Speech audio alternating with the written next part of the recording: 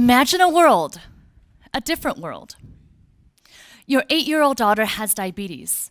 She needs 1 shot of insulin a day, but you can only afford 1 shot a week. She has a seizure.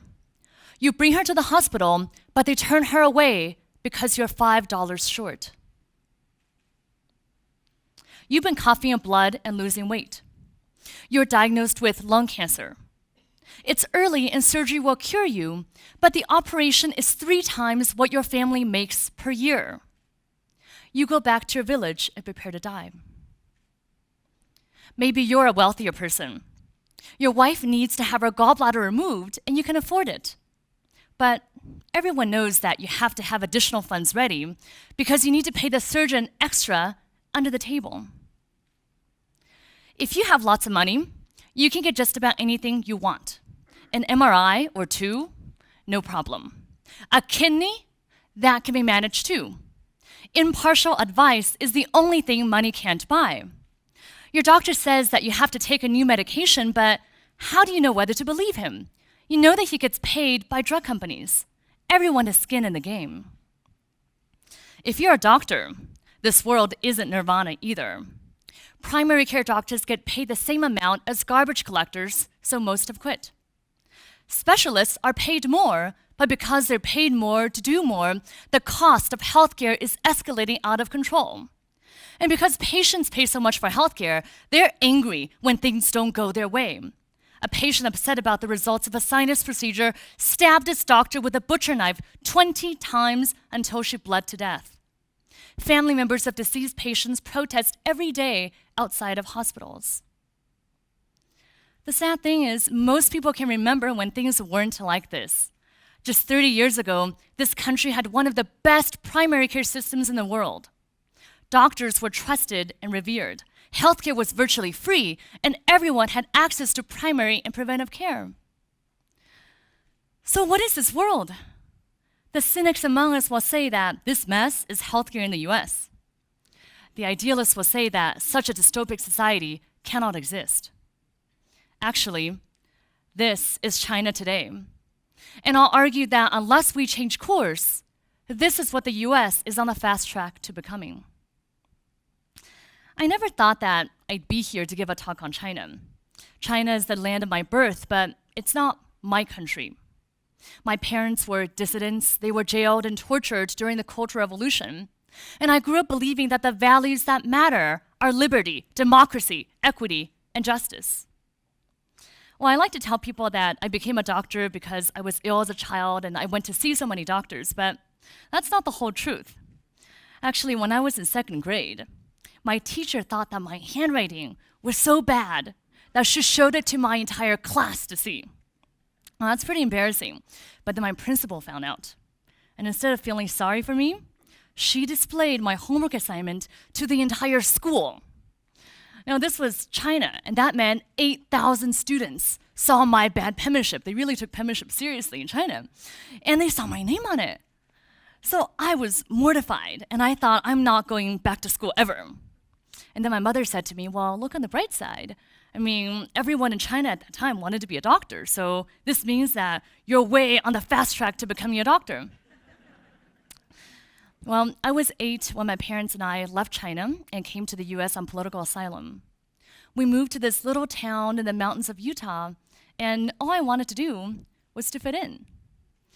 I learned English, but there were so many other cultural references that I didn't know.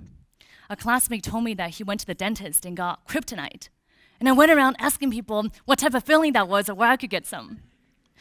I was so gullible that I believed my friends when they told me that gullible is pronounced gullible.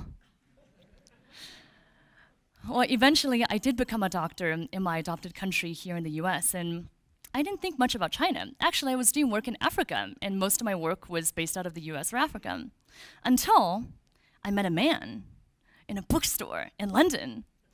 See, I was about to go to South Africa for medical work, and I was browsing books in the travel section when this man came up to me saying, he's South African. Did I by any chance happen to be Chinese because he's about to go to China? And I thought, wow, this is meant to be. Well, it took me 2 years of asking him, when's that China trip? To figure out that he wasn't actually going to China after all. I tell you that I'm gullible. Well, I say to him now that we're married, that he's lucky because what if I'd been Korean or Japanese? What would his line have been? Oh, sorry, all Asian people, I just assume they're Chinese? Or better yet, all Asian women look the same? That's just not gonna fly. Well, about 2 years ago, I was given an opportunity to conduct research on the healthcare system in China. I traveled to 15 cities from Beijing to Inner Mongolia to southern China and visited over 50 hospitals. In the process, I had unprecedented access to doctors, nurses, administrators, government officials, and patients. Given how much China's developed into this major world power, I thought that I would find a better version of the healthcare system that I had growing up. But instead of this utopia, I found a dystopic world. To start with, not one of the hundreds of medical students that I spoke with could articulate a good reason for being in medicine. It's what my parents said I should do, and he said. I guess it used to be a good career. I studied it for so many years, so I better learn to like it. At some nursing schools, more than half the students dropped out and left healthcare altogether. It's no wonder when nurses give answers like, being a doctor is bad enough. Nobody wants to be a nurse. And I don't like patients. All I dream about is quitting to become a white-collar office worker. Everyone was deeply critical of the healthcare system. People spoke about the 1980s when universal healthcare was dismantled and 900 million people, 3 times the population of the US, lost healthcare coverage overnight. Everyone had a story of family or friends, other loved ones who died literally waiting in front of hospitals because they couldn't afford to pay. Doctors, too, were unhappy. Imagine that you're a doctor, you train all your life to diagnose and heal and listen, and all of a sudden you're told overnight that you're now a businessman. You have to work your patients for every last cent. So someone comes to you with a cough and runny nose. If you diagnose him with a common cold, talk to him about it, and send him home, you get paid 70 cents. On the other hand, if you order laboratory tests, a chest x-ray, and give IV antibiotics, you're paid $50. How long would you keep on doing the right thing and counsel and talk about prevention and listen to your patients if that's not what pays? And what do you do when drug companies come to you to offer you up to 5 times your salary if you prescribe their medication? And patients come to you to thank you for your care by giving you additional funding. Now, if you're a patient and you hear that poor people get denied access to services, what do you want for yourself? You want everything to be done because you can pay for it.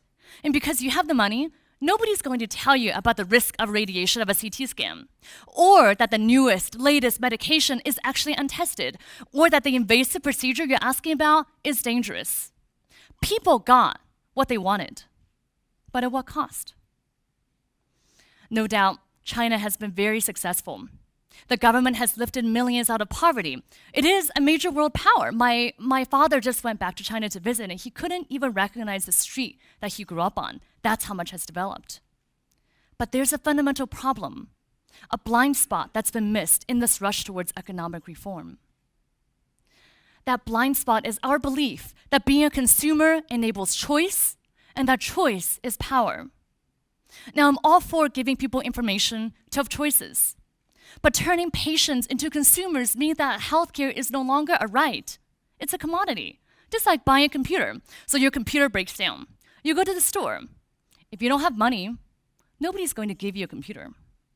But if you have money, someone's going to sell you the most expensive model, the latest software, the newest plugins, and nobody will tell you that the $800 version is just as good as the $2,000 one. Apply this to healthcare, and you can see how it becomes possible to deny people access to life-saving treatment and to sell them unnecessary, even harmful interventions. The doctor-patient relationship turns into a transaction between salesman and client. I remember exactly where I was when I had this realization. I was standing over the banks of the Huangpu River in my native Shanghai. Growing up is where my mother took me every day. It's also where we sprinkled the last of her ashes. Several months before she died, my mother had come back to China to see our relatives. over the Huangpu River, my grandmother told me that that was only part of the story. My mother had breast cancer that spread from her breast to her lungs. She called a doctor in China, supposedly her friend, who said that he would recommend lung surgery to remove this mass. Now, my mother's own doctor in the US said absolutely not, that chemotherapy is a standard of choice and that lung surgery would in fact weaken her immune system without adding benefit.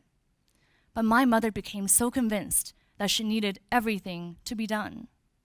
So she came back to China to get this procedure, this operation to remove part of her lung that nobody would do in the US. I stopped wondering then why it was that she died of pneumonia shortly after she returned. My mother was a consumer. She got what she wanted. But at what cost?